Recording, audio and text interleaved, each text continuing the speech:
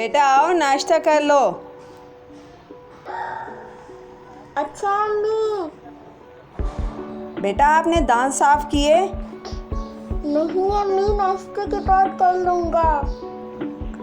दांत साफ करना ज़रूरी है, इन्हें वक्त पर साफ करना चाहिए। बेटा आपने दांत साफ कर लिए? अम्मी अब तो स्कूल के लिए देर हो रही है, मैं वापस आगे कर लूँगा। अल्लाह हाफिज। उमर शाम को उठा तो उसके दांत में बहुत दर्द था। अब्बू उसे डॉक्टर के पास लेकर गए। डॉक्टर ने दांत देखे और पूछा,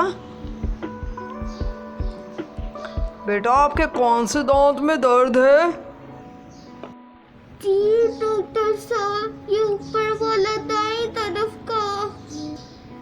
बेटा आपके दांत तो बहुत पीले हो रहे हैं। आप शायद पाबंदी से दांत साफ नहीं करते, इसलिए आपके दांतों में कीड़ा लगना शुरू हो गया है। डॉक्टर साहब अब क्या होगा? बेटा अभी तो मैं मशीन से आपके दांत साफ कर देता हूँ, लेकिन आइंदा आप पाबंदी से सुबह शाम दांत साफ किया करेंगे। डॉक्टर साहब क्या कीड़ा मुझे काटेगा? नहीं बेटा, कीड़ा दांत को ख़राब कर देता है, काटता नहीं। अगर आप हर खाने के बाद दांत साफ रखेंगे तो ये आपके दांत कभी ख़राब नहीं होंगे। टॉफ़ियाँ और मीठी चीज़ों से भी दांत ख़राब हो जाते हैं। डॉक्टर साहब आपका बहुत शुक्रिया।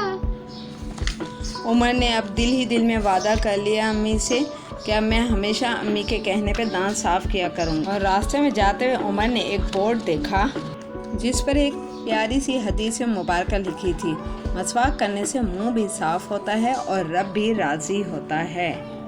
उमर ने अब्बू से इस हदीस मुबारक का मतलब पूछा। अब्बू ने बताया, बेटा दांत साफ करने से मुंह भी साफ रहता है और अल्लाह ताला भी राज़ी होता है।